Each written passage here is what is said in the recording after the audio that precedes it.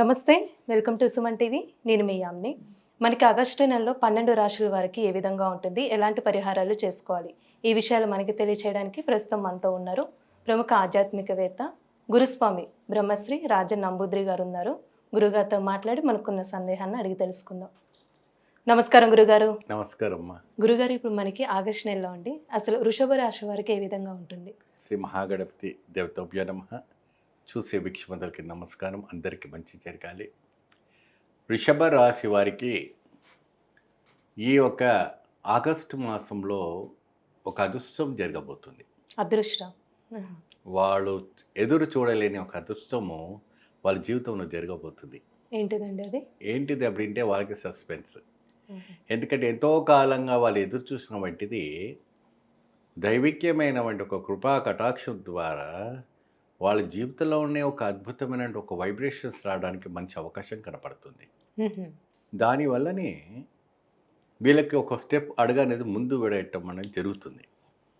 ఏమా దీనికోసము ప్రత్యేకంగా వ్యవసాయ రంగంలో ఉన్న వాళ్ళు కానీ, ఉద్యోగంలో ఉన్న రంగంలో కానీ, ఇంకా అనేక రకమైనటువంటి కార్యక్రమాలు ఉన్న వాళ్ళు కానీ, బిజినెస్ రంగంలో ఉన్న వాళ్ళు కానీ, ఏమా మరి కొత్తగా మీరు విదేశాలకు వెళ్ళాలనుకున్నటువంటి వాళ్ళు కానీ వాళ్ళకు కూడా ఒక మంచి ఛాన్సెస్ రావడానికి ఉంటుందంట. అంటే ఇప్పుడు అనుకున్న పనులన్నీ అయ్యడానికి అవకాశం ఉంటుంది. కాబట్టి మంచి ఒక ఇదిగా ఉంది.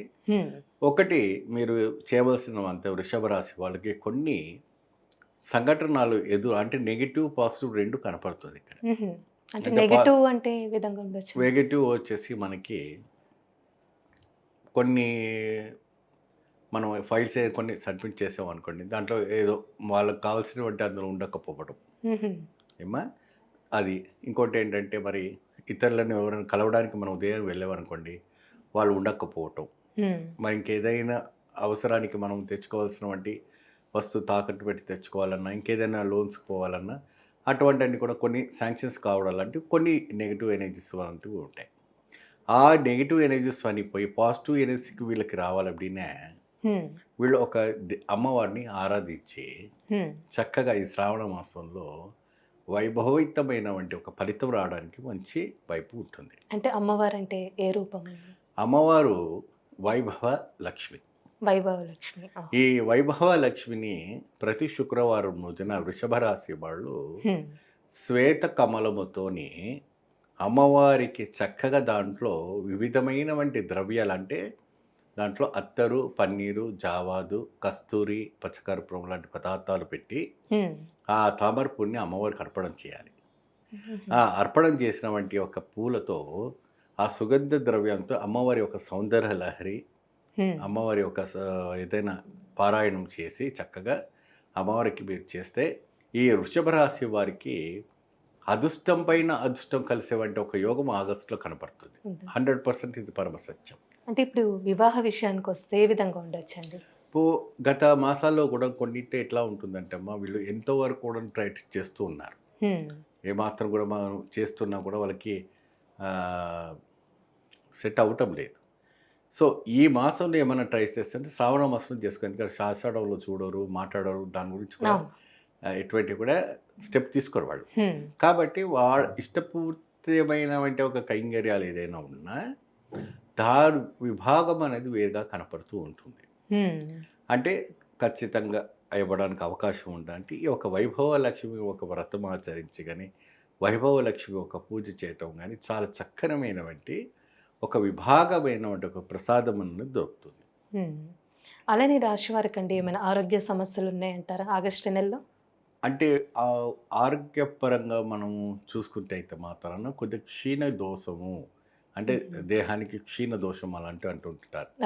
ఆ క్షీణ దోషాన్ని తగ్గించడానికి కోసము మనము కొన్ని కార్యక్రమాలు వెళ్ళి చేయాలి. ఎటువంటి కార్యక్రమం చేయాలి அப்படிనే, ఎప్పుడైతే కూడా మనం అమ్మవారిని పూజించిన తర్వాత అక్కడ మనము బెల్లము, మీకు సొంటి అనేది అంటారు, దాన్ని అల్లము కూడా అంటుంటారు ఏమా. దాన్ని తమిళ మలయాళం వచ్చి సుక్కు అంటారు. ఆ సుక్కుని అంటే ఆ సొంటిని అరగదీసి బెల్లంతో కలిపి ఆ నీళ్ళని అమ్మవారికి నివేదన పెట్టండి. ఆ నైవేద్యం పెట్టినది ఆ ప్రసాదాన్ని ప్రతిరోజు కూడాను తాగండి. ఈ వృషభ రాశి వాళ్ళు స్త్రీ అయినా పురుష అయినా వాళ్ళకి అనుకున్నటువంటి ఒక కార్యక్రమం చాలా దిగ్విజయంగా జరుగుతుంది.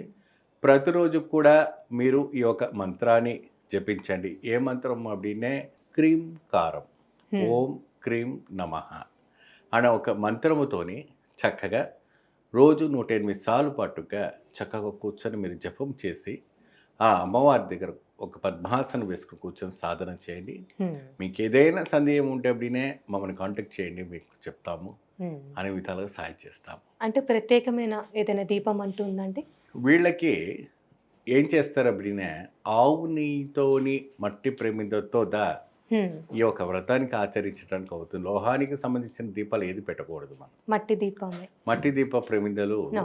పెట్టేసి ఆవు నెయ్యి పెట్టి చక్కగా మీరు దీపారాధన చేసుకుంటే చాలా అద్భుతమైన ఫలితాలు రావడానికి ఆస్కారం ఉంటుంది. మంచి పరిహారం తెలియజేశారండి. ధన్యవాదాలు గురుగారు. నమస్కారం.